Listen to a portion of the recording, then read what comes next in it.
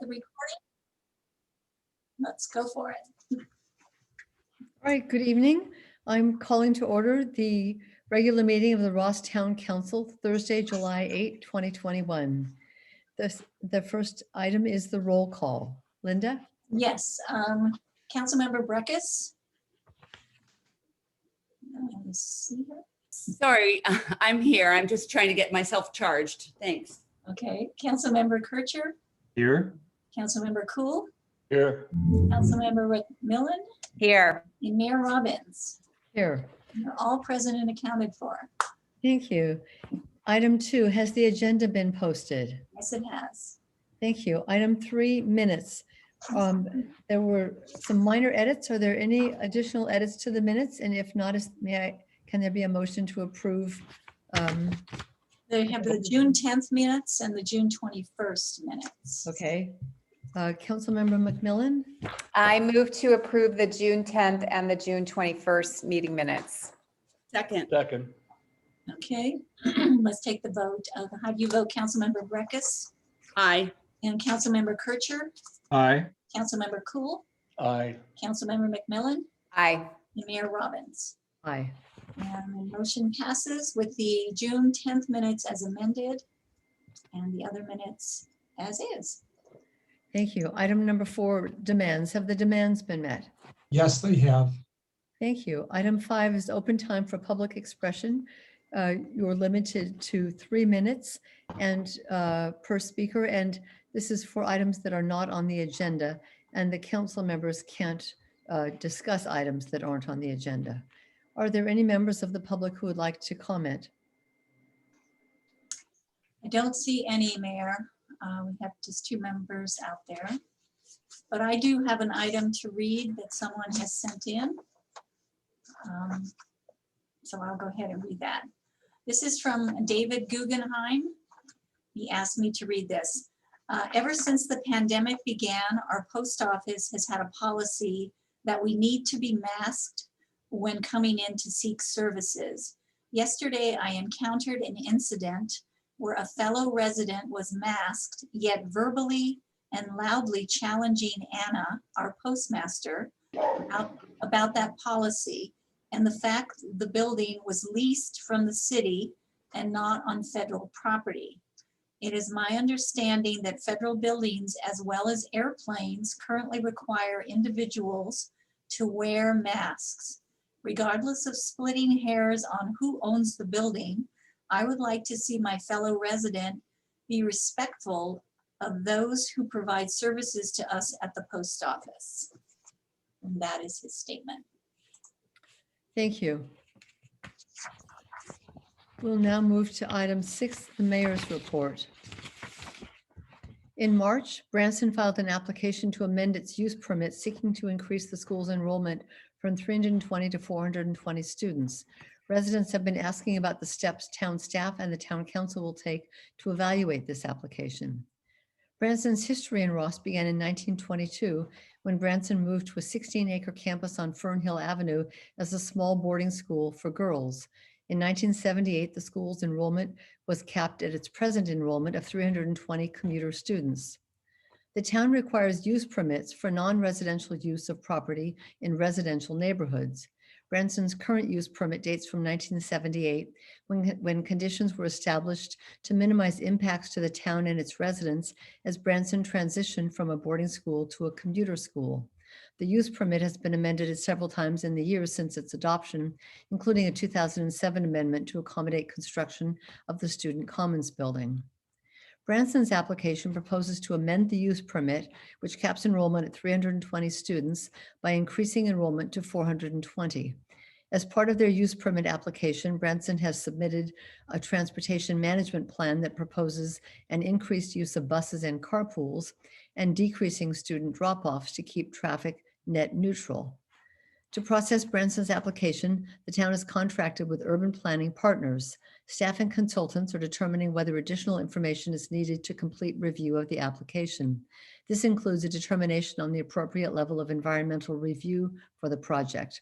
Traffic and other operational impacts are some of the items being evaluated. Once staff review is complete, the application will be presented to the town council, which will consider the environmental review and use permit for the increased enrollment. In the meantime, if you have any questions about this project, please do not hesitate to contact Patrick Streeter, Planning and Building Director, at pstreeter@townofross.org. The next item is item 7, council committee and liaison reports. Does anyone have a committee or a liaison report? Councilmember McMillan. Yeah, just two quick things. I attended the MC Climate Action Committee meeting last Monday night, and we had a really interesting speaker, Dr. Liz Wiggins, who works at NASA. And she did a presentation about global warming, wildfire, and air quality. And tomorrow in the Marin IJ, in the Marin Voice column, there will be a very informative article by Executive Officer Mark Brown of the Marin Wildfire Prevention Authority. So I encourage you all to take a look at that. Thank you. Thank you. Are there any other reports? Councilmember Kircher. Yes, I attended in June, I think it was June 25th, the Association of Bay Area Governments General Assembly meeting, or I should say meetings, because it was broken into two parts, an initial webinar, and then the actual business meeting of the General Assembly. And it was a couple of very interesting topics. One was homelessness, and the presentation of a concrete plan to actually do something about this perennial problem that I thought was very well thought out and actually has a chance of success. And part of that, well, first of all, the goal is reduce homelessness by 75% within a relatively short time frame. It was either 4 or 5 years. And to do that, concentrating on intervening early before people become homeless, rather than waiting until they're already on the streets and things have deteriorated. And I was impressed by all the work and the thought that had gone into this, because it's such a huge problem here in the Bay Area.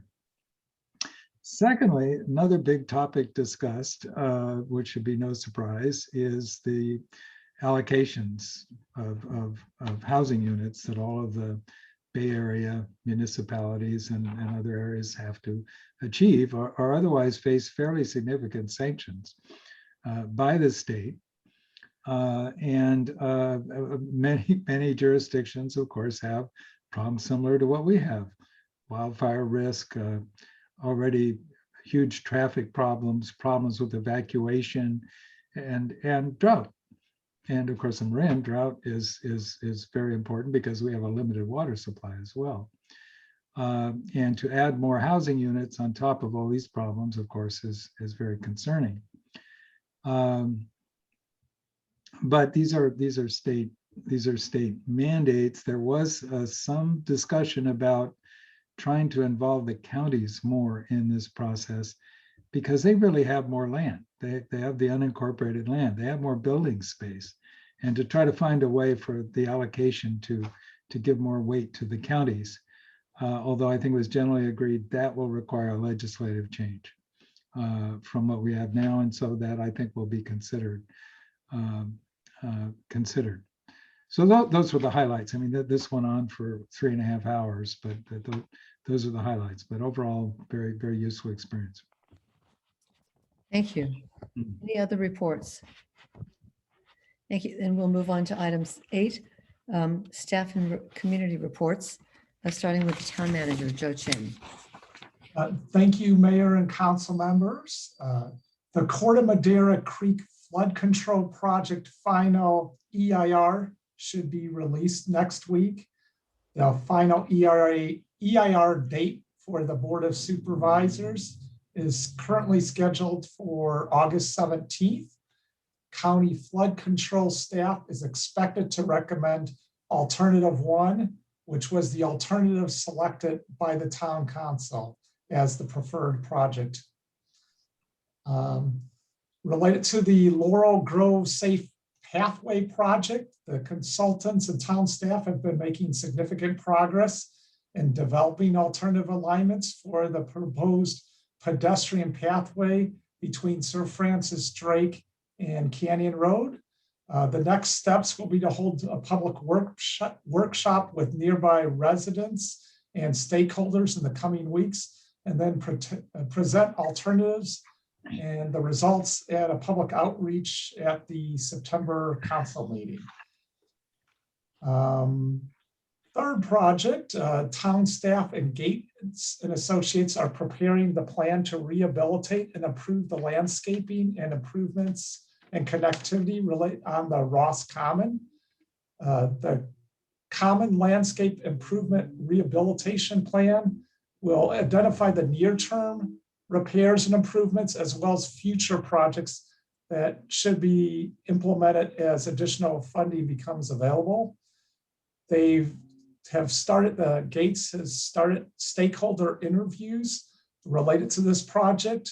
And in addition, later this month, we will have an open-ended questionnaire that will be distributed using our townwide email system and other systems. And we will look forward to bringing that information together at a council presentation in the coming months. And with that, that is my update. Thank you, Joe. There is no RPOA meeting report tonight, so that brings us to item number 9, the consent agenda. We have 2 items on the consent agenda. Do any of the council members wish to take either of those items off the consent agenda? Would any members of the public want to take any items off the consent agenda? All right, then bringing it back to the council. Is there a motion to approve the consent agenda? So moved. Second. All right, let's take the vote. How do you vote, Councilmember Breckus? Aye. And Councilmember Kircher? Aye. Councilmember Cool? Aye. Councilmember McMillan? Aye. And Mayor Robbins? Aye. And the consent agenda passes unanimously. Thank you. We are now at item number 10, Town Council consideration of submission of an appeal to the Metropolitan Transportation Commission, Association of Bay Area Governments of the 6th cycle regional housing needs allocation. Patrick Streeter. Thank you, Mayor Robbins. And that was a lengthy title, so well done. So the item before you is, we'll be calling the Regional Housing Needs Allocation, the RHNA, from this point on. It's the town council's consideration of whether or not to appeal the RHNA allocation that's been assigned to the town of Ross. And so just a little history on what RHNA is. It was started through legislation in 1969. And the idea is holding every jurisdiction accountable for providing the housing necessary for residents of California. The Department of Housing and Community Development, which is a state agency, identifies the number of units that will be needed for an 8-year planning period, and then assigns it to different regions throughout the state. Our local Council of Governments, the Association of Bay Area Governments, and Metropolitan Transportation Commission, MTC ABAG, they work with local governments as well as independent housing groups, and assign a formula, a methodology for how that's going to be distributed amongst their region. And then once ABAG has assigned that methodology and distributed the units, each local jurisdiction is then responsible for updating the housing element of their general plan to show how their jurisdiction can accommodate those units over the next 8-year period. So the town is not responsible for actually building the units. We're responsible for planning for those units to show how we can accommodate those units being constructed in the town, and removing as many obstacles as possible to allow that to happen. So there's been several cycles. These are the last 3 cycles as well as the upcoming. And as you can see, the assignment, which is the first column, the total need, has been, around 200,000, give or take several thousand. but this next assignment about doubles that. So that's the region, almost 500,000 units for the Bay Area to then provide.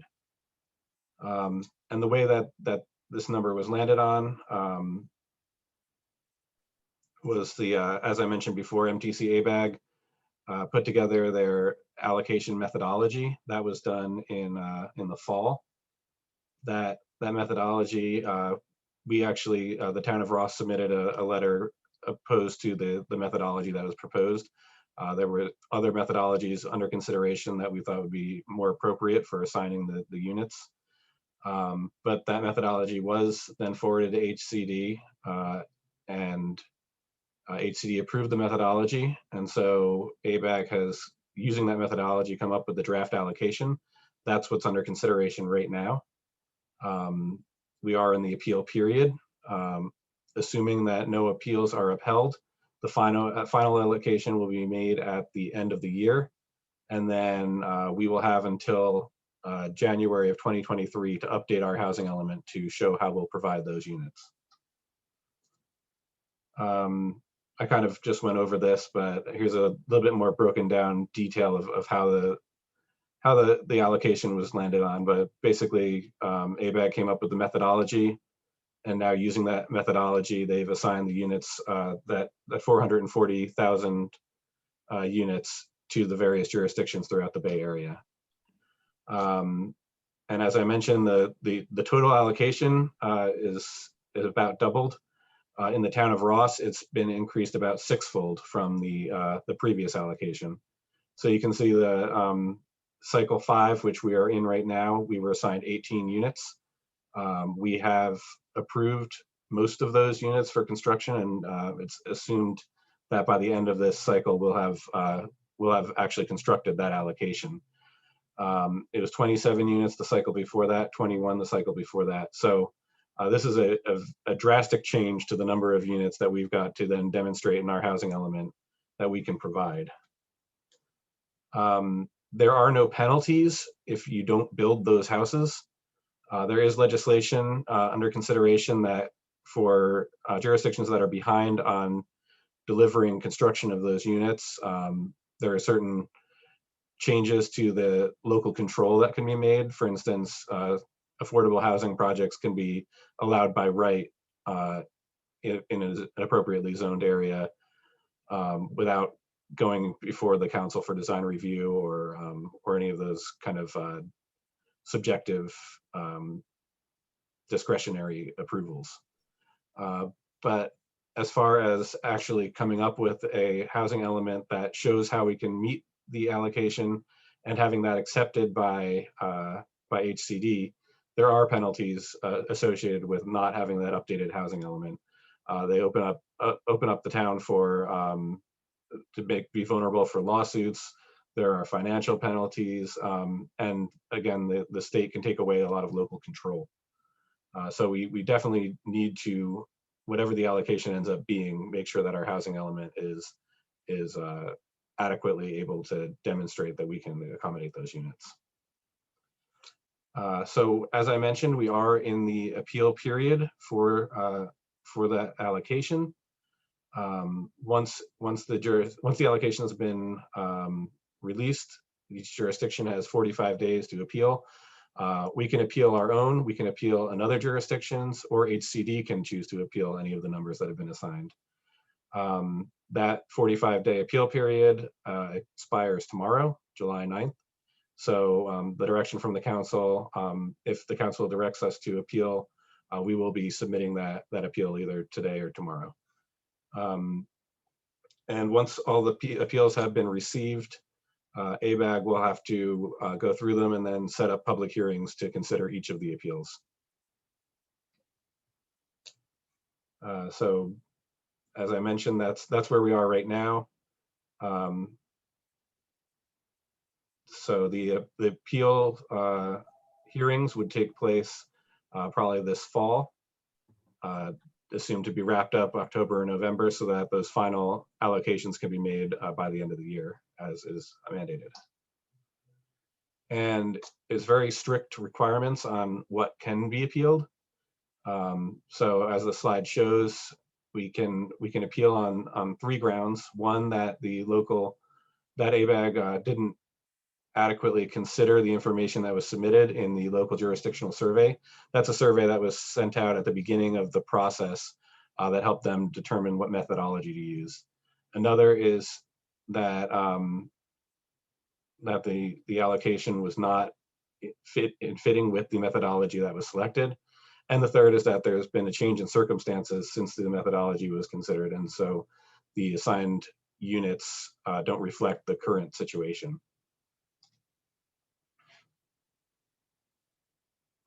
This is just some more kind of limitations on how we can file an appeal.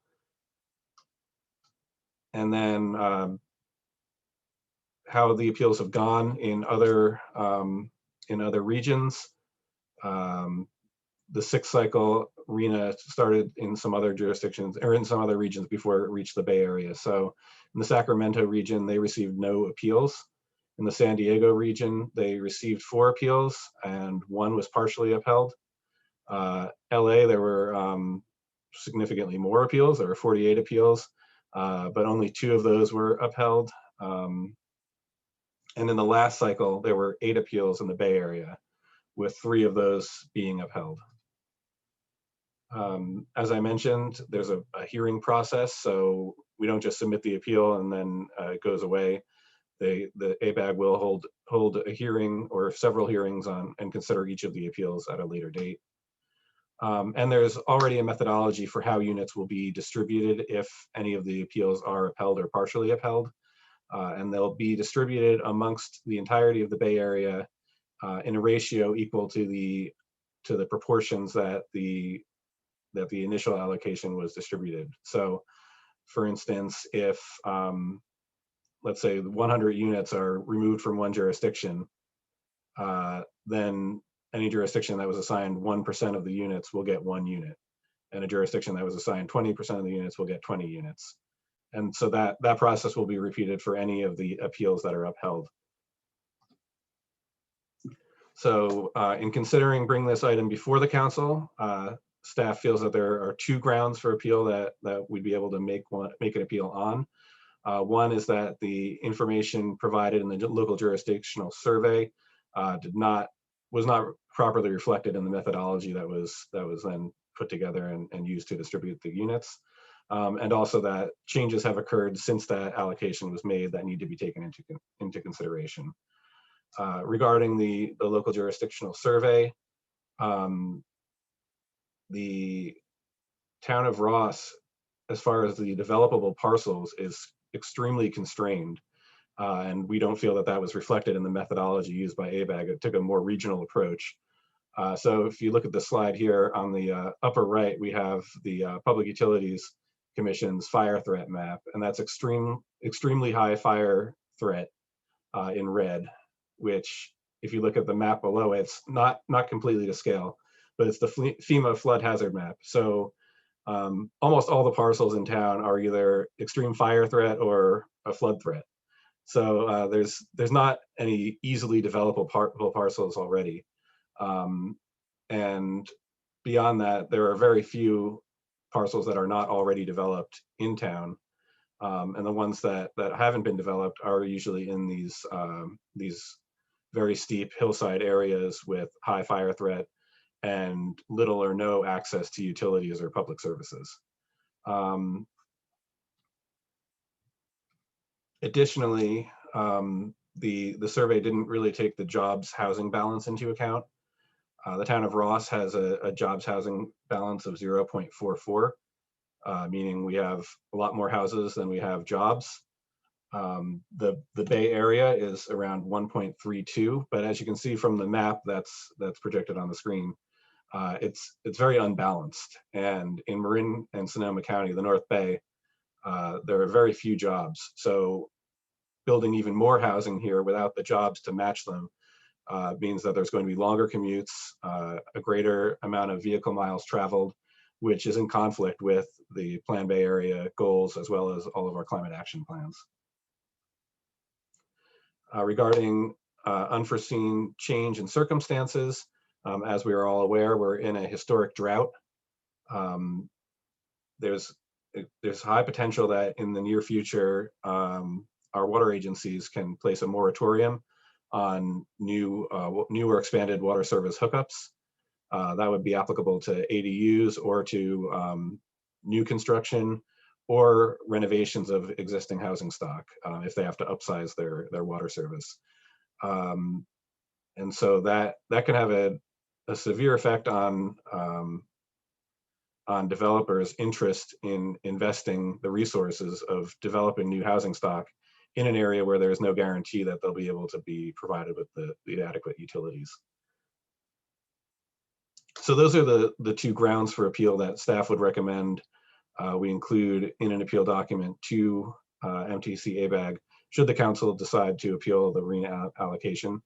And staff's recommendation is that we submit from the town an appeal of the sixth cycle regional housing needs allocation. And I'm available for questions. That concludes staff's presentation. Thank you, Patrick. That was really thorough and really helpful. Let's start and see if there are any questions from council members, then questions from members of the public, and then we'll come back to see would the council indeed like to submit an appeal. So first, questions from council members for Patrick. Any? Council member Kircher. My question is there a downside to doing this?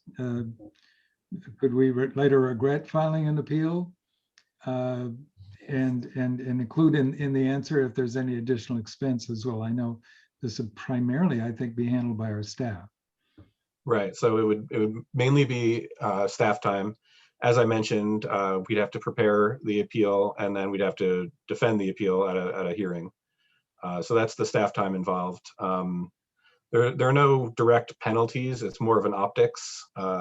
Marin County is already assumed to not be carrying its weight as far as the housing needs. And so the jurisdictions that file appeals, housing groups will certainly keep track of which jurisdictions are filing appeals, housing advocacy groups. But there's no direct penalty other than the cost of staff time, whether or not we file an appeal.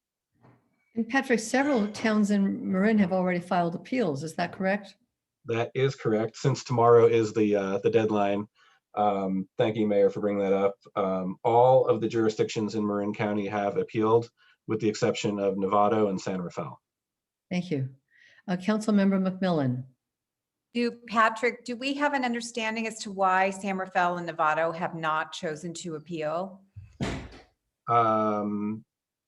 Yes. So I watched the council meetings for those, and I think Novato disagrees with the methodology, but they felt that it was since it would be a waste. It would be since it's unlikely that the appeal would be upheld. It would be the optics that I mentioned previously is not worth the staff time to go into the appeal only to have it not be upheld. And as I mentioned previously, since the methodology of distributing the units has already been decided as well, there's not much defense that's put in place by appealing, unless your jurisdiction happens to be have your appeal upheld as well. And as far as San Rafael, they feel that they will be able to meet the allocation. They're the type of jurisdiction that really makes sense for this type of allocation of new units. That's where there are jobs and there are adequate developable parcels. So I think they felt that they'd be able to, again, filing an appeal would probably not have any meaningful consequence, but they did think that they'd be able to meet the allocation. Councilmember McMillan. One more question on the page 2, number of units requested to be reduced. We have 59 units requested to be reduced, which still gets us to 52 units, which is, still what, 100% more than that from 2015 to 2022. That seems like a lot still to me. I'm wondering how we came up with that 52 number. Yep, so that number was a quick calculation. It was based on our existing housing element, so the one that was developed for our 5th cycle. And it projected that we would add about 26 units during that 8-year cycle. So so I just doubled that number for the next cycle, which came out to 52. So assuming we can build that many units and reduce that from the 111 assigned, we end up with a request to reduce it by 59 units. But again, there's not much calculation or thought went into that number. Are there other questions from council members? Then let's open it up to members of the public.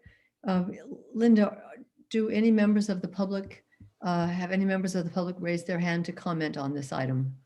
No, they haven't, Mayor. Thank you. Then we'll bring it back to the council. What do each of you feel about submitting an appeal, and are we okay with that number of 52? Well, I'll start. I think we should submit an appeal, and I don't really have a good sense of what the number should be, but I would go with Patrick's recommendation. It seems like hard to reach, but I would just respect his recommendation. Councilmember Cool. I think we should take the appeal because there's essentially nothing to be lost by it, although I don't think we're going to be successful. And as far as the number that we're requesting, you know, in this area, one number is as good as another, I think. Thank you. Councilmember Kircher? Agree with the comments so far. I think there's very limited downside and possible upside. I think it's a long shot, but anything we can do to get a more realistic figure would be helpful. If we have to find 111 units, that would be very challenging. I don't think any developer would be interested in building those units because of the cost. Really, but still, we have to find that space. We have to really, I mean, that's a lot of ADUs, I'll say that. Thank you. Councilmember Breckus or McMillan, which of you would like to go next? I'm happy to go. I agree with the comments to date. I think that the 52 sounds challenging, and but I think the 111 is totally not sustainable. So and not realistic. So it'd be kind of not doing our job to not appeal, given that we don't really think we can make that, and that we would be very challenged to make the 52. But you know, we need to give more time and thought to try and accomplish that goal. And Councilmember McMillan. Yeah, I agree with what everyone has already said. I think that we're just at the beginning stages of this drought. I think the drought's going to get a lot worse. And Sonoma Water has already curtailed its supply to MMWD by 20%, and it's early July, so the water issues are going to get worse. I realize that the 52 number is an arbitrary number. It seems a little high to me, but I guess it's kind of an irrelevant number, given all this seems kind of irrelevant, hypothetical. So I think we absolutely have to do an appeal. We're not like Novato or San Rafael. Thank you. Is there a motion? Move to So approve. moved.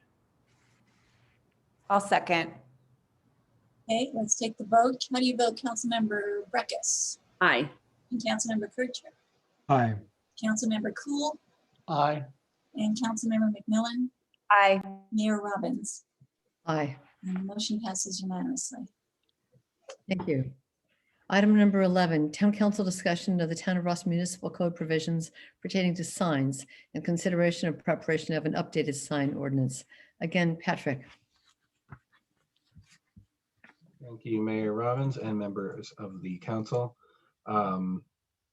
So the item before you is our discussion of the sign ordinance. So there's no There's no actual ordinance introduction before you tonight. This is just a discussion of our existing sign regulations and a recommendation that we update them.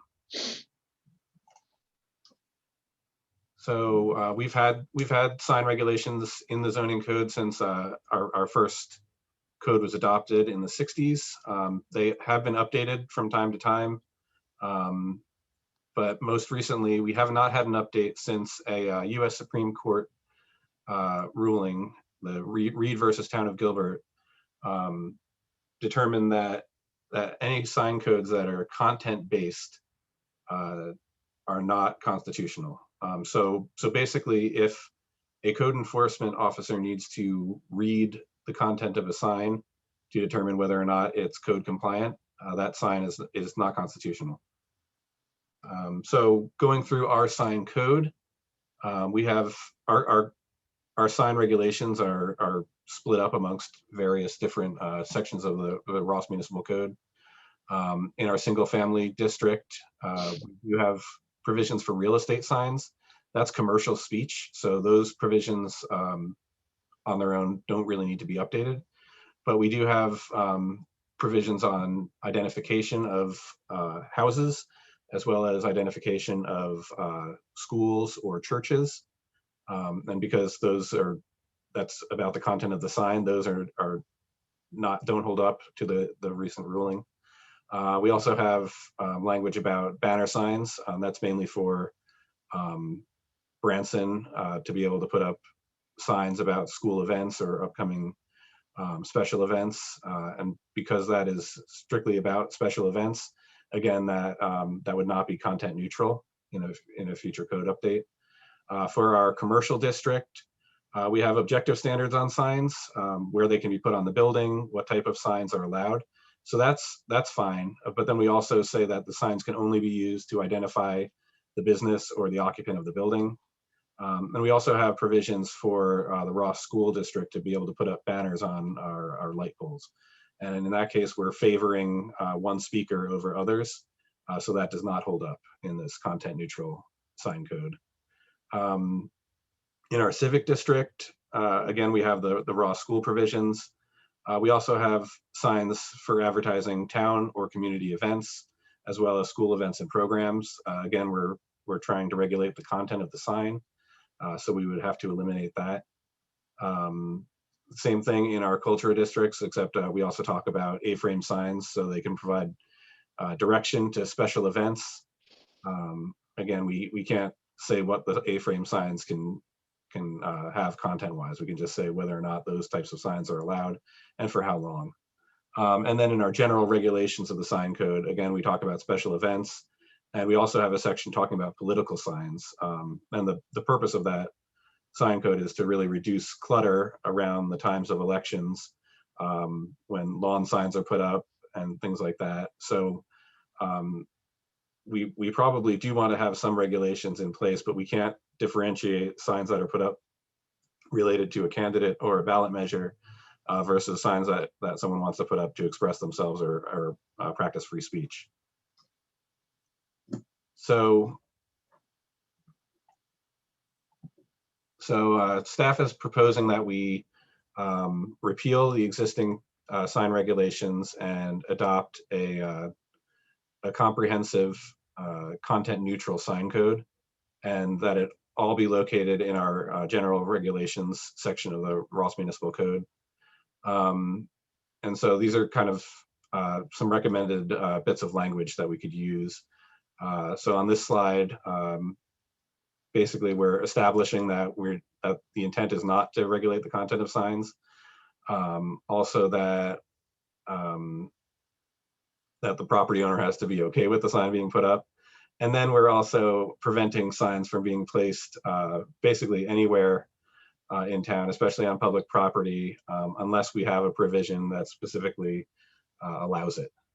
And so getting to those provisions, we would want to allow government building identification signs, any of the town placed signs. So we'd call that government speech, and that's protected. We also don't want to have to, every time the town wants to put up a sign, run through the process of making sure that it's code compliant. So this is kind of a blanket provision that allows us as a municipality to be putting up signs throughout the town.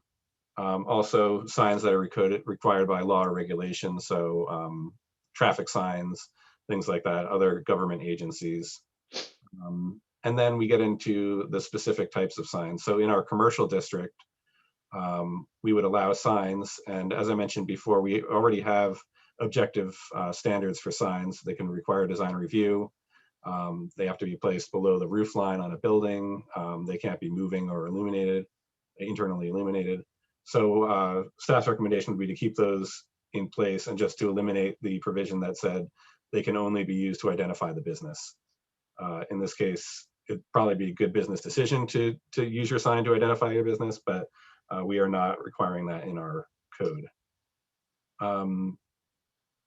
Also, in all districts, allowing one permanent sign up to 6 square feet. That would allow for houses that want to identify the name of the house or the name of the family that lives there, as well as for churches or for schools to be able to put up a sign. The only deviation from that would be that staff would recommend up to 2 of those signs are allowed in the civic district.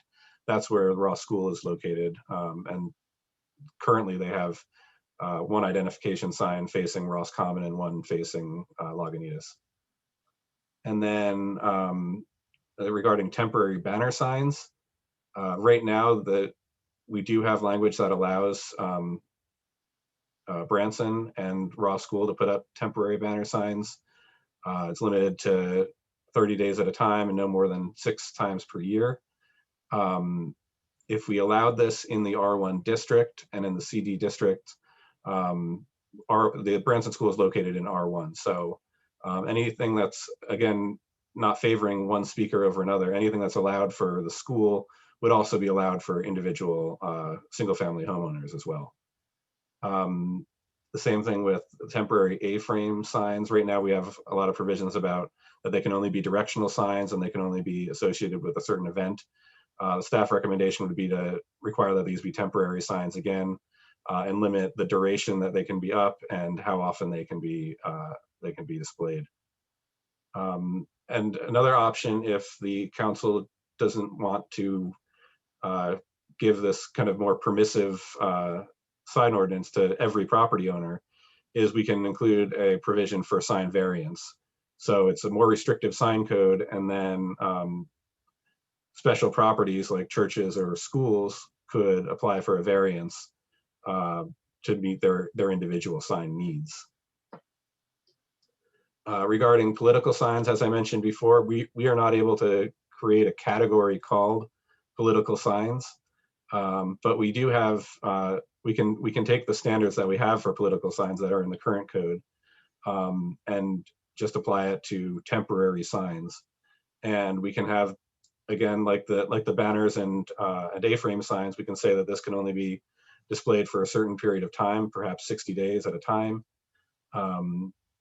Or we can say they can only be displayed within 60 days of an election, something like that. Again, we're not talking about the content of the sign. We're just talking about the amount of signage, the size of signage, and how often it can be displayed.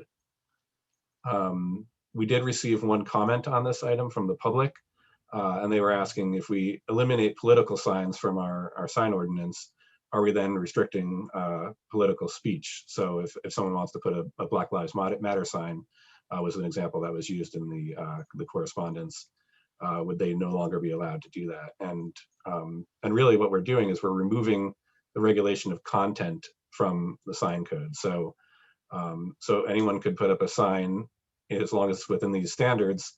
It could be about a candidate for an election. It can be about a ballot measure. It can be about a political movement, or it could be about anything that they'd like to share with the world, or artwork, something like that. So we're removing ourselves from talking about what's included in the sign. We're only talking about the physical object that's put out on people's lawns or attached to light poles.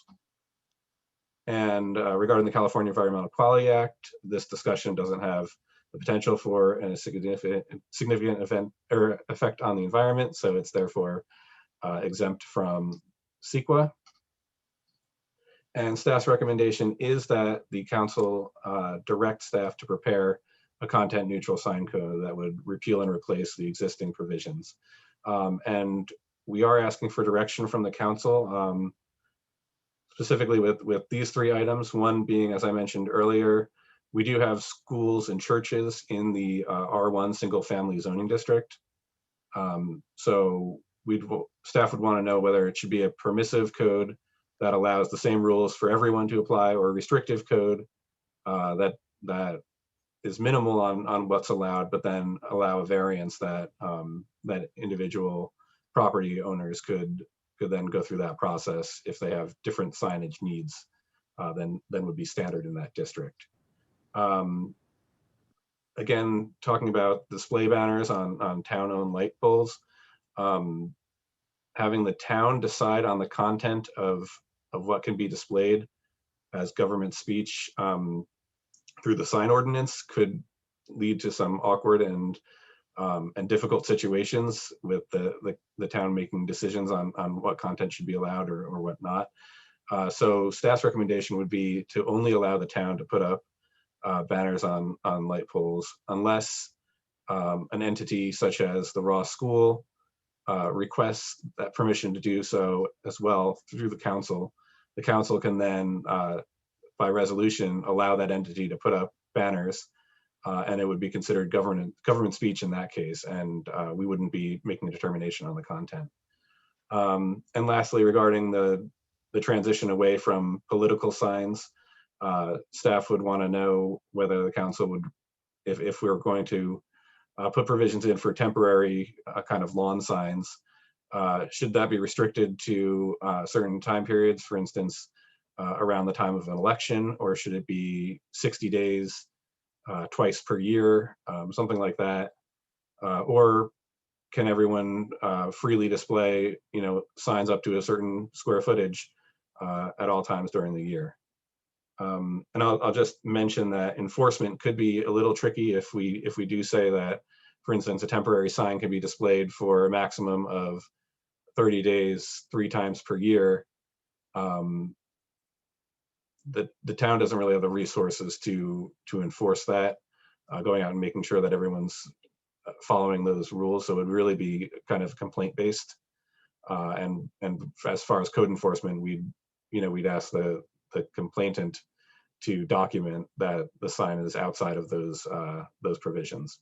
So there's a little bit more of an enforcement issue. Whereas if you say there's a certain time period, for the month of mid-October to mid-November, signs can be displayed, but not any other time, then it's fairly easy to go out and see if a sign is in violation of that provision.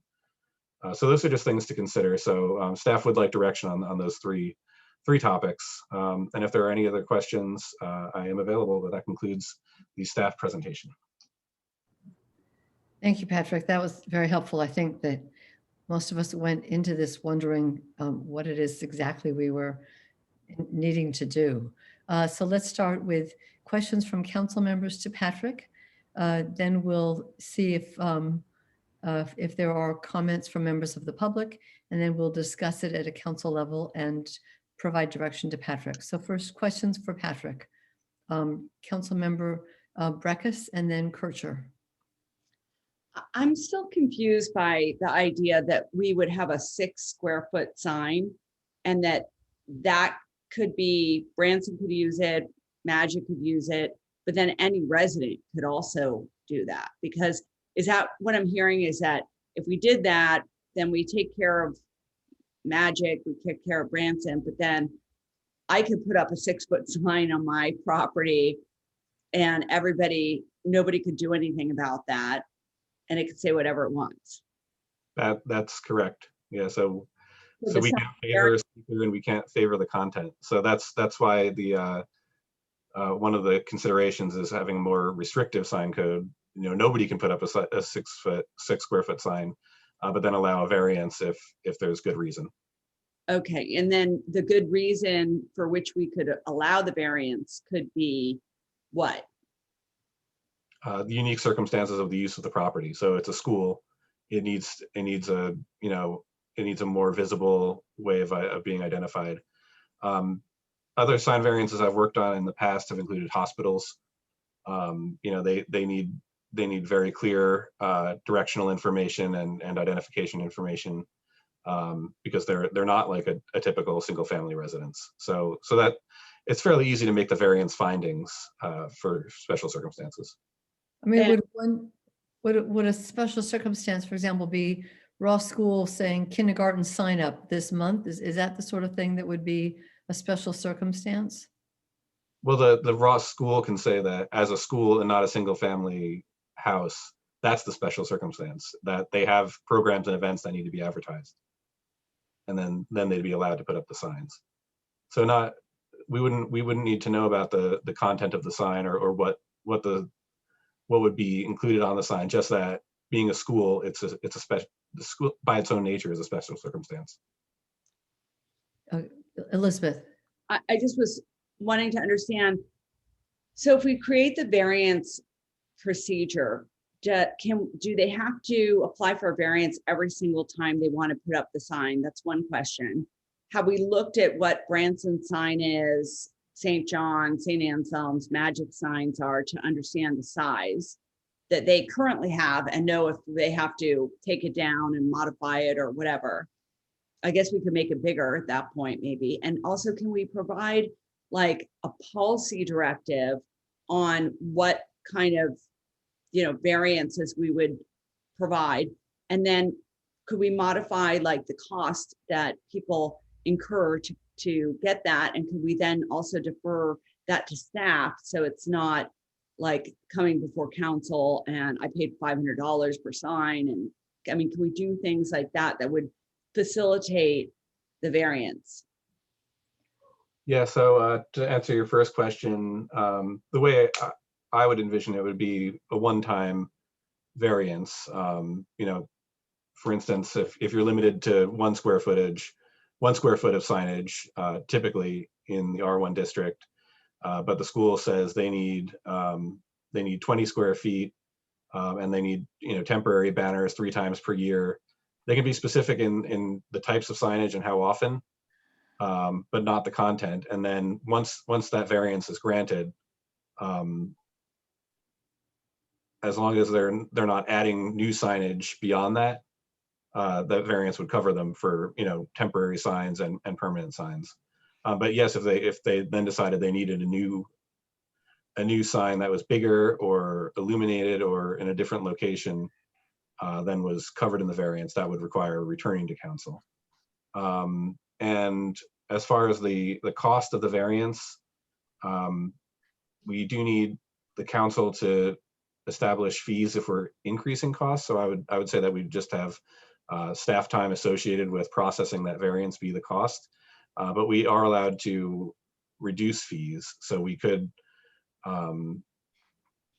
direct staff when we adopt this ordinance to I don't know, grant an initial variance without charge to the applicants, so that we can kind of establish a baseline for the types of signage that we'd see.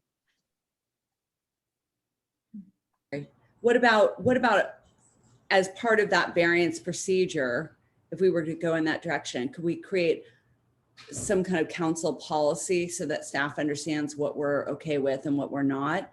Appreciating that it can't direct content, but like, I don't know. I mean, we don't really, historically, we've been a little reluctant to, have banners even at the school, all the time, or I don't know. I'm just wondering, like, could we come back and have another conversation about what we think is okay and appropriate? I think we could have that conversation, but each variance request would be taken on its own merits. So we wouldn't be able to kind of establish a policy and then say that your variance will be approved if you meet these items. We can say that, if you meet this policy, it's likely that the council will approve it, but we'd still have to take every variance request in front of the council for a decision. So why can't we have a variance procedure that staff applies? I suppose we could do that. We could have an administrative approval from staff. So I'd have to think a little bit more on that, but yes, it doesn't necessarily need to be elevated to the council level every time. You're right in that. And then a final question is, signs I assume would continue to be complaint driven, meaning, if we didn't, if we didn't have a complaint, we could also, we're not like in any hot water because we're running around looking at signs. Right, unless it became an issue that the council wanted us to pursue. Right now, it's complaint driven. We're not going out there checking on signs, so that would remain the case. And I'm sorry, I said one last question, I have one more. So we could go back and look at Branson sign, Magic sign, and just like understand the dimensions, St. Anselm's, whatever the signs are, so that we maybe have that read on what's there and whether we're requiring people to take down signs, and then, And also, any sign that's not compliant with the new update would be legal non-conforming. So that nobody would have to take down their signs if a new sign code were adopted. It's just that if they were planning on changing signs, then they'd have to be consistent with the new code. Thank you. Who else has any other questions? So Patrick, I had one. I wasn't sure, the question of, banners in front of schools. Would there be a different policy for banners in R1 districts compared to banners in the downtown area? So would Magic and Ross perhaps have one standard because they're not in a residential neighborhood, but the Lagunitas Club in Branson might have another standard for banners? Is that something that towns do? I mean, would there be a distinction there? Yeah, and we can have different standards for different zoning districts. Okay. So that's what we currently have for the commercial district. So that could be applicable to the civic district as well. Okay, and then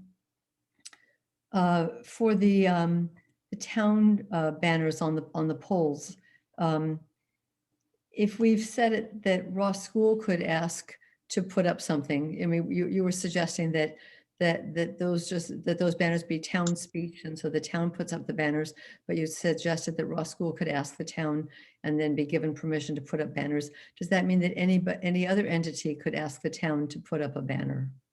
Yeah, that does. So RPOA could do it as well. Somebody that lives on Poplar could request it from the town, but there wouldn't be a provision in the code that says the town can decide whether or not to put up a sign on a light pole. It'd be more of a separate, outside of the municipal code, the council saying that we're okay with an entity like Ross School putting up banners, which is what we say in the code right now, but that's not content neutral. And we do have Deepa Sharma is in the meeting as well. This was actually a recommendation that came through consultation with her. So I don't know if Deepa, you have a little more to add on kind of that approach of a town resolution than making the signed government speech. Yeah, so let's say a school wanted to put a banner up. Right now, the code lets them do that, but that is problematic the way it's written. And so a revision could be where the school, a council member maybe requests that the town be authorized to put up a banner as they have proposed. And then that would get approved by the council, for instance, and then that would then be adopted as government speech. And that's how those signs would be permissible at that point. It would be the town's viewpoint, and that takes it out of the content neutrality issue. And that is town property, so. On the other hand, we would also be free to just leave it that these are the town's poles and it can be town banners. And then we don't open up the possibility of having all sorts of banners requested from all sorts of people with different positions that we agree with, but maybe don't want to publicize in the town throughout. I mean, we would have to consider any proposal if we had that. Is that correct? So in other cities that I've worked with, the process is a council member has to request it. And Right. that way it's not necessarily opened up to every single request that's ever, a member of the public wouldn't be able to just put a request for consideration. Right, but a council, I mean, anybody could ask any council member, and then the council member would have to either go ahead and bring it up to the council, or, I mean, you can't really not act on a request. I mean, I think that the town polls, I think we should think carefully about how we want to run those, because right now they are town banners, and it's pretty straightforward, and it's not controversial, and they're lovely. And I think we want to be careful not to bring controversy into the signs around the town. Councilmember McMillan. Beach and Bill have both had their hands up, Elizabeth. I'm not sure Oh, if you I'm can, sorry, I didn't see. Okay. so I'll yield to them and then you can come back to me. Okay, so Councilmember Cool, then Kircher, then McMillan. Beach, you're muted.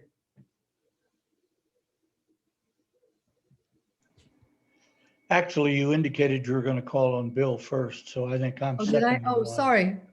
Councilmember Kircher. Thank you, Beach. My question is, have we actually had any problems so far? I mean, has anyone challenged our sign ordinance or threatened litigation? Are we simply trying to avoid some situation in the future? Because I have to say, this sort of strikes me as solving a problem that's not yet a problem. But what's staff's view of that? Yeah, that's to my understanding, there's not been a challenge. And so if the direction from the council is not to put this sign ordinance in place, we'll continue interpreting and enforcing the existing sign provisions in the code until such time that they are challenged. Okay. Could I add, though, talking to the town attorney before, if we do get a challenge, we will not, our code won't stand up. So without changing it, basically our code is unenforceable as it is now, was what I've heard from our town attorney. Right. So usually when these issues come up, it's because it comes time to enforce the ordinance, and not having a defensible sign ordinance is a hindrance in being able to enforce it. So that's the only issue. Is maybe you don't have a situation now, but one should one arise, it may be difficult down the line. Councilmember Cool, and then McMillan. Patrick, during your remarks, you referred to a sign of 1 square foot, as does a provision in our current sign ordinance. A sign 1 square foot would be approximately 3 inches on a side. I think what we should do, I think what it should say is 1 foot square. And there's another place in the, I would ask the same question with regard to another place where we refer to a 6 square foot sign, when I think we mean or meant to have a 6 foot square sign. So I'm just asking if your intention is not to talk about 1 square foot, but about 1 foot square. So would you be so 1 foot Sign square? that was 1 foot square would be 3 inches on the side. I don't think that'd be very useful. No, 1 foot by 1 foot. Pardon me? Wouldn't it be 1 foot by 1 foot? Well, or it would be 1 foot square. But that's 1 foot square. Yeah, but not 1 square foot as it now says in our ordinance, and as Patrick referred to in his comments. I believe 1 square foot would be 12 inches by 12 inches. Yes. No, it wouldn't. No, it 1 would square be, foot is an area, is a measure of area. 1 square foot would be approximately 3 inches on a side. You multiply the two sides by each other to get the area. And so 1 square foot would be approximately a little more than 3 inches by times 3 inches. yeah, be 3 by 4 inches. Yeah, Uh, I'm We're just having trying to arithmetic caution you that that's the wrong term. The correct term is 1 foot square. Well, we could always clarify and say 1 foot by 1 foot, or, some similar, area. And, for 6 feet, it's 1 foot. Well, no, but you don't want to say 1 foot by 1 foot, because maybe somebody doesn't want a square sign, they want a rectangular sign, but you want to let them have the area. Thank God for the Stanford grad. So, Will all the Stanford grads raise their hands, please? Um, But I don't have an opinion on this geometry question. I didn't do well in geometry. we'll take a very, very close look at it, and we will consult the town engineer. I think Okay. multiplication, I think we're all talking about the same thing. Councilmember McMillan. Yeah, I think we need to change the ordinance to make sure that it is enforceable, and we all know now all those red checks where we're deficient. So I think we need to go ahead. I think, to the extent that we can allow the school and Magic and the church to apply for a blanket variance one time, I think that would be great. I don't think the council wants to be handling decisions about signs. I certainly don't. So I would want to keep it at a staff level. And I would want to limit the time period when political signs can be displayed, like maybe 60 days prior to an election, because a lot of people vote absentee. And I would also want a requirement that there be something in there that, once the time period is expired, that the person is required to remove the sign. And this all started during a recent referendum when there were millions of signs on medians and in front of people's houses, and it was just really junky. And I was concerned that in the presidential election that followed 6 months later, there would be lots of junky signs again, which there weren't. But that's the genesis of exploring this issue.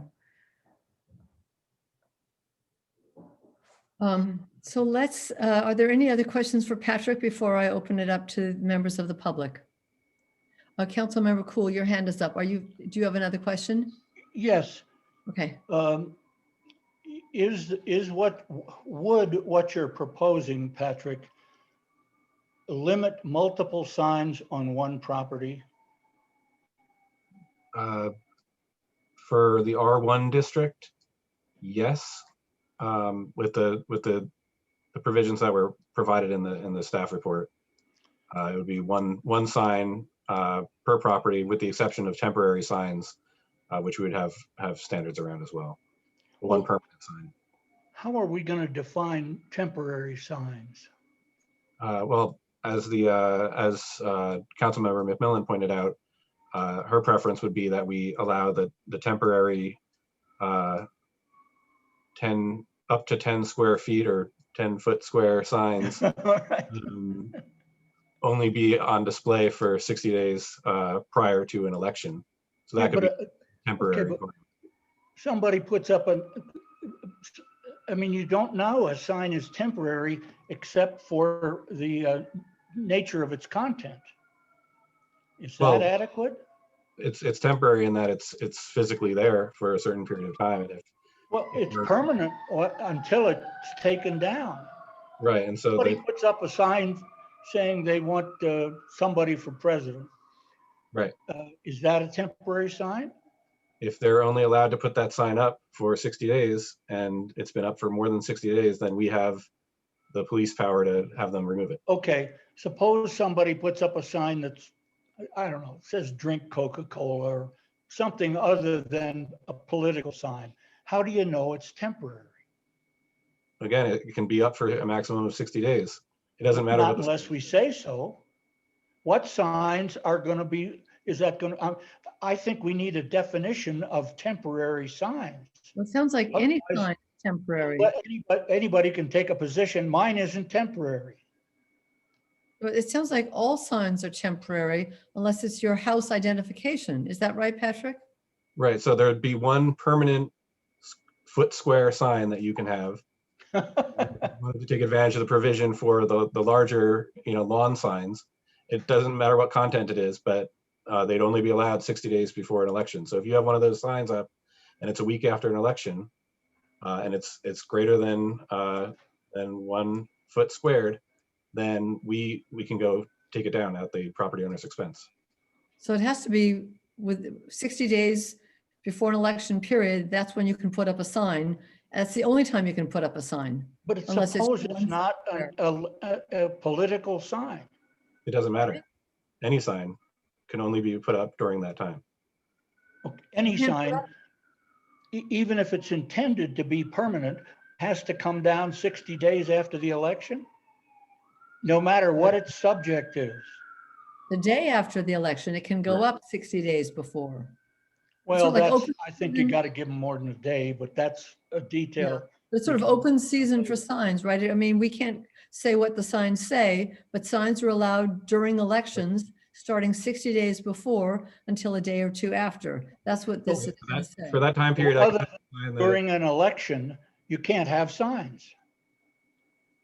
No, if we're I'm outside that saying election period, you We've cannot got to have- be careful about, I'm asking if there is some plan to carefully define what a temporary sign is. Because I think we're going to have a problem otherwise. I think we can carefully define the period that you can have signs on display. Okay. Without- If I may, yeah, Deepa, go ahead.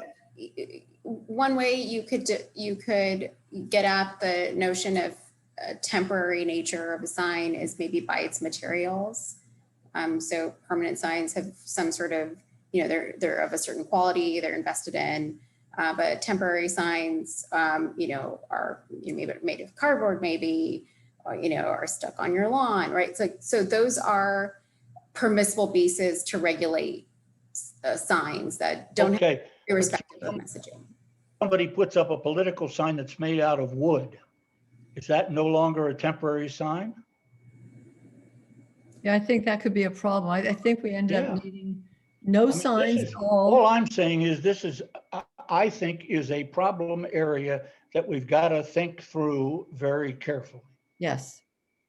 Okay, other questions for Patrick? Councilmember Breckus. I think I'm just getting a little confused. We're talking about, there's one subject, which is the temporary not whatever sign you want Yeah. for an election with a duration. And then the other one is the sign variance procedure. And then Right. I'm just trying to figure out, separate from the sign variance procedure, is the rule that everybody gets to have a sign 1 square foot or 1 foot square, whenever they want. Yeah. And that's now our new rule. Yeah, that's the current rule in the R1 district. And so that sign could say your name, it could say your address, it could also say, don't turn around in my driveway, and if you do, I'm going to be mad at you or something. Exactly. Right now, the code says that it can only be for the name of your property or the name of the family that lives there, but that's not enforceable. So it could say anything. It could be in favor of a political candidate. It could say, don't turn around in my driveway. It could say, keep your dog off my lawn. Everyone would have that right to that small sign. And then for the larger signs, and we can control the types of materials. It can only be, aluminum pin signs or something like that. That would be during a specific time period, such as during an election. And that's a larger sign. That's up to 10, in the way it's currently written, is up to 10 square feet per sign and up to 80 square feet total of signage on your property. And I'm sorry, that what you're just described, that's with a variance. that could be with a variance, but we You could, know, that type of sign would only be allowed during the 60 days prior to an election. And then the variance is a third category. That means we're going beyond what are standards in the code, and that's kind of custom for the individual property, and they can kind of decide, you know, what kind of sign program they'd like to have. And realistically, we're not going to be able to grant a variance for a single family property because you know, there's no unique circumstances for those properties. There are for schools and for churches and for recreational clubs. okay, thank you. And Councilmember Kircher.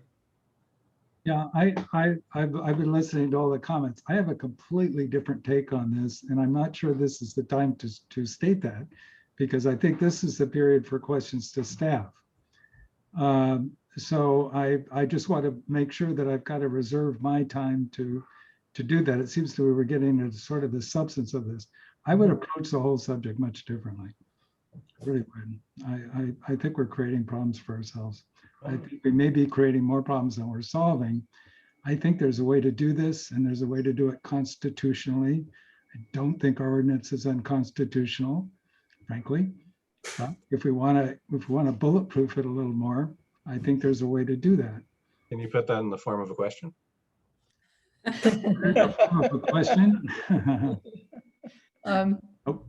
So we may Yeah, keep going with it's that. really all commentary, so that's why I think it's probably not appropriate for me to Well, we'll fit. do this. I'll wait until we have the public comment, and then when we all discuss this further, I'll offer my view. Okay. Councilmember Cool. I'm sorry to keep, I'm kind of with Mr. Kircher, and that's why I keep asking these questions, because I think we're creating a lot of problems. In line with which my next question is, if we can't control the content of the signs, is it true that somebody could put up a sign in his front yard saying, "Drink Coca-Cola"? Yes, unless if it can be shown that they're being paid by Coca-Cola, I think that falls into the category of commercial signage, which is not protected. Well, I think that's a real problem. Well, I'll save that. Okay. Thank you.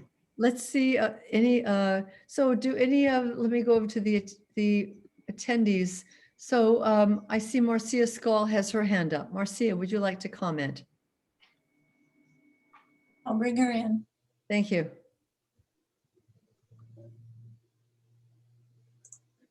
Go ahead, Marcia.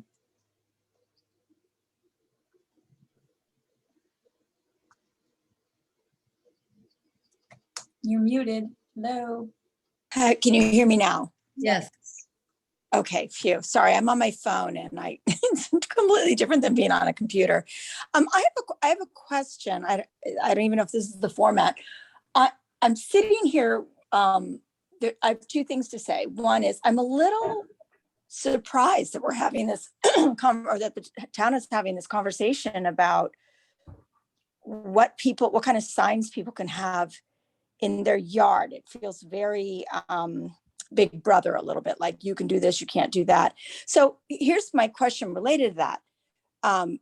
Would I be allowed to have a sign that says, "Congratulations to my daughter for her graduation"? It sounds like I can, but it can only be 1 foot by 1 foot or, something like that. Is that correct? I think I'm not really understanding. I think I understand why this is coming about. But the whole notion, I think I'm siding with Bill, with Mr. Kircher here, that it sounds, I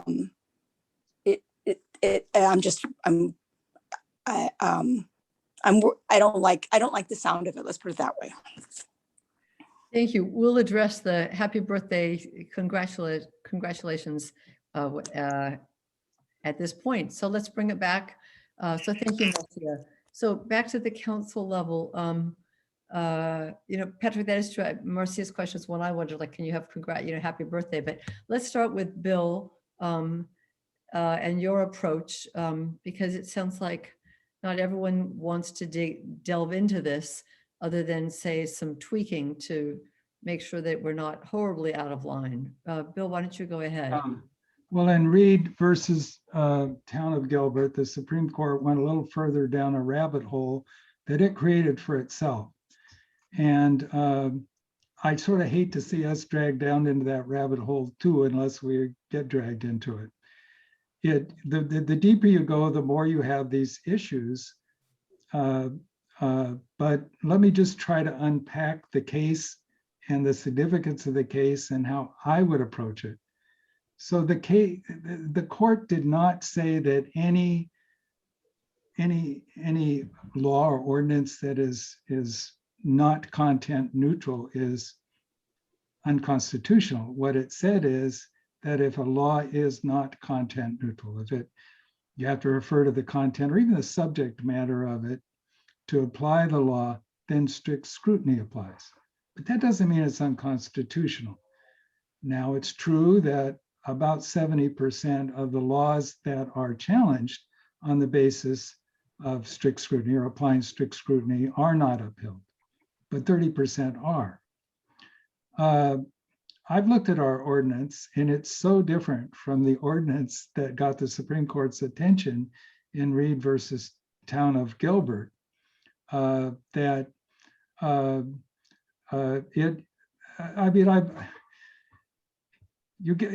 basically, if you can avoid litigation, I think that's a good idea. But I think we have to jump through so many hoops here to avoid litigation. We may unintentionally be creating other problems for ourselves. If we decided to make the change, then I would go back to basics. Justice Thomas, who wrote the majority opinion in Reed versus Town of Gilbert, said that the town had offered two rationales for its laws. One, traffic safety, and the other to an aesthetic ground, to avoid clutter. And it said the problem is that Reed allowed such a profusion of signs without limit, really, that it was hard to see how this restriction on temporary signs that applied to a church solved that problem. It wasn't narrowly tailored to address that problem. So if we were going to change, for example, R1, then I'd tie into that and say, well, we want to preserve the aesthetics of the community and we want to provide for safety. And the more signs we have, the less safety we have. But people have to be able to find addresses and so forth. Otherwise, they'll be driving around endlessly.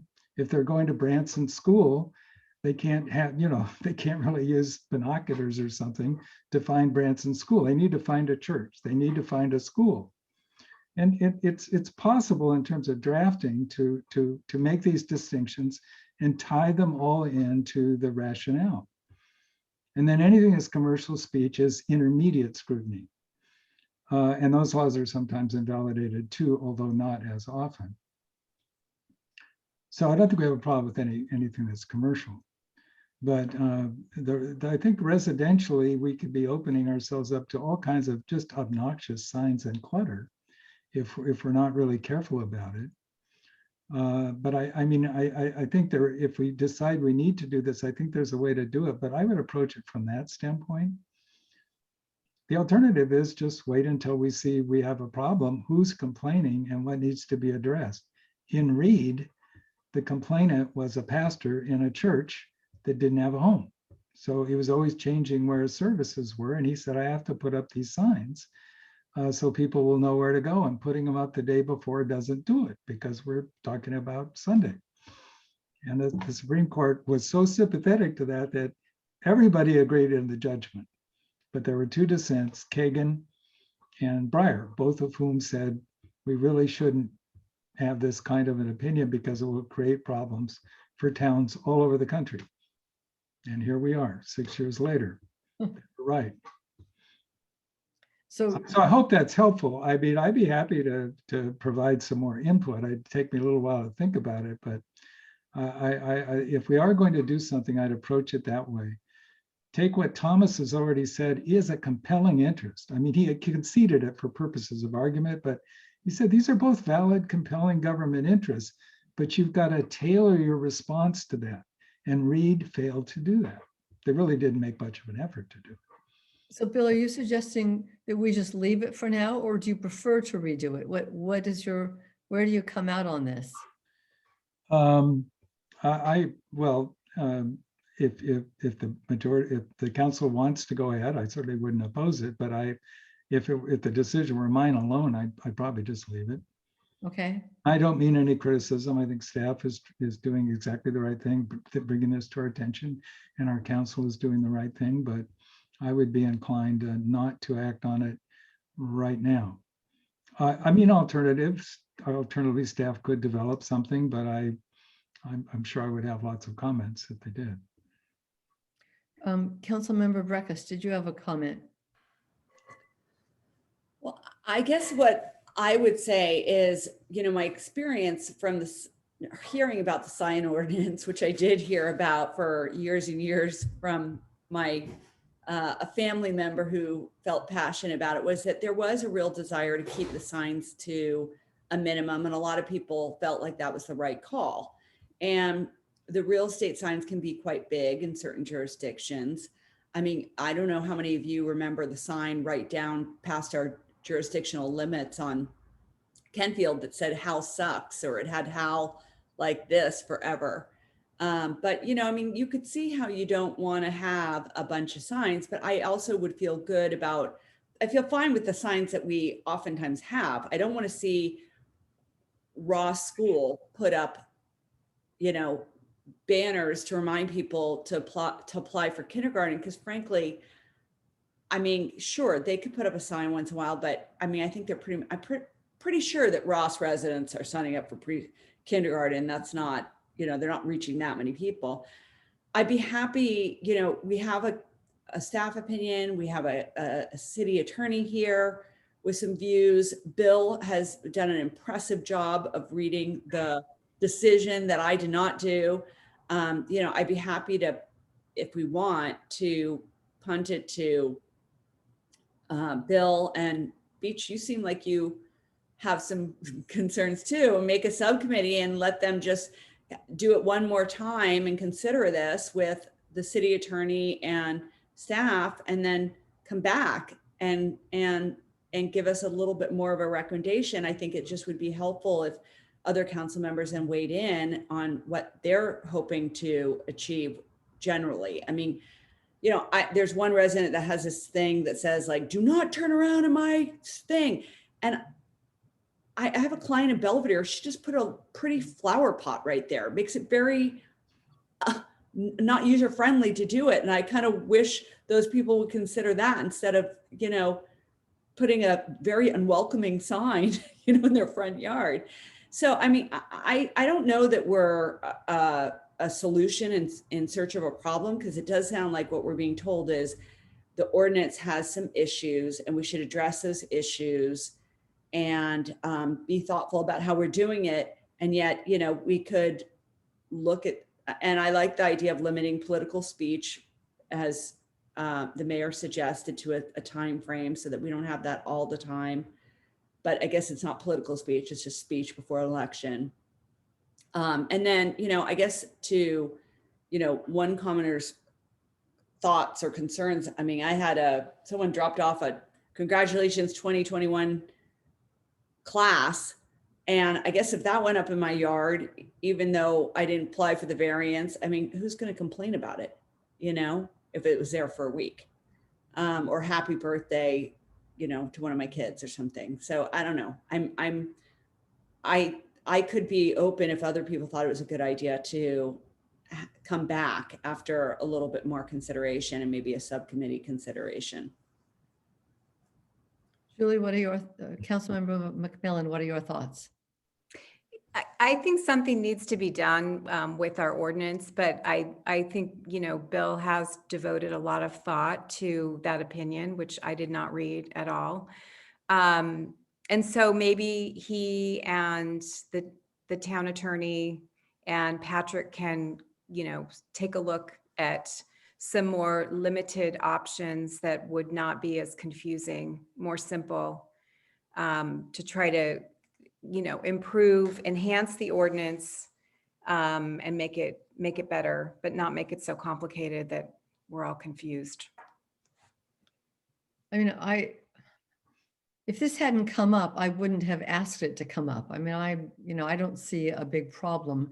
And I think the most important thing to know about the signs around elections is that people put them up in the right of way where they're not supposed to be. And it wouldn't be that hard to explain to residents that those signs are supposed to be on property and not the right of way. But so, I mean, I wouldn't mind just leaving it as is.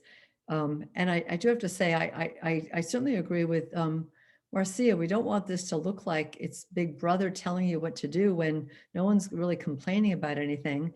And, you know, we have like happy birthday banners and congratulations and new baby banners. And, you know, those can't be illegal, and you can't have to apply for a variance to put up, you know, a banner up for these happy occasions. So you know, right now, no one thinks twice about it. We certainly don't want a sign ordinance where people would think twice about putting up a banner to celebrate a very happy event. So I guess if Bill and Beach want to tweak it a little with Patrick, I'm okay with that, but I don't know that I really want to redo a lot. And I do think it would open up a lot of complicated questions that aren't problems now. I mean, the one I brought up was who suggests what goes on the town banners.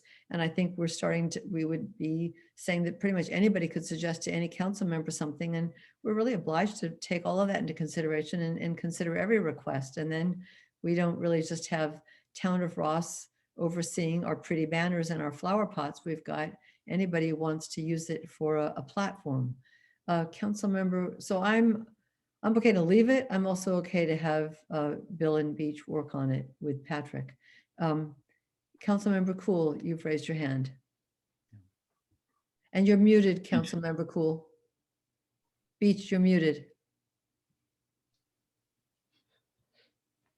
Couldn't we get an automatic machine that turns my speaker on when I want it on? Voice activated. Never mind, that's not a serious question. One small thing I want to point out, I'm not sure of the relevance of this, but a sign that says "Do not turn around in my driveway" is a sign stating what the law is, that you can't make a T-turn in somebody's driveway. And I don't know what the effect of that is. On the larger scale, I'm sort of, I sort of think that to keep it simpler, I would like it if Bill and Patrick and our town attorney work together on something, something. And I don't know that my presence is necessary. That just complicates scheduling and opinions and stuff. Bill's smarter than I am anyway. Oh, no. So it seems, is that the consensus that Bill and Patrick work together to do some editing, but not necessarily overhaul everything? And if it doesn't all pass muster, that's fine for the time being, or, you know, we could live with that. Is that people's opinion? Well, and it sounds like Julie might have been one of the people that kind of had this idea. If Julie wants to participate in that subcommittee, I'd be happy to also have that. I'm not as smart as Bill, so, you know, I don't think I'm necessary. None of this is true, but thank you, Julie. All right, I think, Patrick, Bill, are you okay with that? And Patrick, does that give you direction? That is, that's fine direction for us. So we'll work with Bill and whoever else is on that subcommittee, along with the town attorney's office, and we'll look at a way of addressing the inconsistencies in our code. Yeah, you pretty much had all the other lawyers decline, so, and it's Okay. not in my field, so I can't help you. Fine, thank you very much. So now let's move on to item number 12. So item number 12, which is town council selection of recruitment firm for town manager recruitment services and designation. Oh, and let's see, and to authorize the signing of the agreement. So as you know, the ad hoc subcommittee, and that's Mayor Pro Tem Beach Cool and me, interviewed with town manager Joe Chin, the heads of the two search firms that submitted proposals to the town. We are delighted to recommend that the council select Avery Associates. We're confident that Paul Kimura, whom we interviewed, and his colleagues will be able to present multiple well-qualified candidates for the council to consider. We'll be working directly with Paul Kimura, who will lead the search. He and Avery Associates, based in Los Gatos in Santa Clara County, have extensive experience and success recruiting candidates for town manager positions for towns similar to Ross. One of their most recent recruitments was the town manager in Sausalito. Also, the Avery Associates consultant fee was lower than the fee of the other firm. We feel very fortunate that Avery Associates submitted a proposal and recommend that the council select them for our town manager recruitment. Are there any questions from council members about the process or the firm? And the process is that as Beach and I conducted the interviews, then there would be a contract. Our motion tonight would be to select a firm and to authorize our current town manager to sign the agreement with the firm. So are there any questions about our work, Beach and me, and or the process? Then let's see if anyone any members of the public have any comments. No, there isn't anyone with a raised hand. All right, then let's bring it back to the council. Any discussion, or is there a motion to select Avery Associates for the town manager recruitment services and authorize our town manager to sign the agreement? Move to approve. Second. Okay, let's take the vote. How do you vote? Councilmember Breckus Aye. and Councilmember Kircher, Aye. Councilmember Cool, Aye. Councilmember McMillan, Aye. and Mayor Robbins. Aye. Motion passes unanimously. So Paul, I think you're on still. Thank you so much. We really appreciate that you submitted a proposal and we are looking forward to working with you. That And brings us. Elizabeth, can I just say thank you to you and Beach for spearheading that and doing the interviews and reviewing the applications. Thank you. You're very welcome. I think we have an excellent outcome. An outstanding firm will be helping us. So that's, let's see, item number 13, town manager update and council discussion on town activities in response to COVID. Town manager Joe Chin. Thank you, Mayor and council members. Through this COVID period up to now, we have done I think a very good job of using electronic means, emails, phone calls, appointments to provide customer services. Now with the COVID rules restrictions, this coming Monday, we're opening up off the counters and for customer service in the development services side, planning, building, and public works. We'll have it open the counter Monday through Thursday, 9 to 12. Recreation through the summer's already been open 9 to 1 p.m. And we still think throughout the COVID, we've found ways and enhanced our electronic means of providing services to customers. And I think it's been greatly appreciated. So people can now come in, but they could continue it doing the way they have been. I will say the one thing is with the California Department of Public Health, anybody that comes in a town building that is not vaccinated will need a face covering on. And so that will be the requirement, and we have signs at all of our doors stating that. We had a public comment this morning, and I've also had an email from another person taking the opposite view about the post office. The post office could do whatever rules, they could be more stringent, as can any business, than the requirements. In fact, businesses and the post office could say, you could have to wear a face covering to come into our place of business to be safe. And there's a number of businesses seen throughout the region doing that. I'd ask our residents to respect that decision of businesses like at the post office. If they're saying require you to wear a mask, that is the requirement, and respect that, and to keep the safety within those places of business.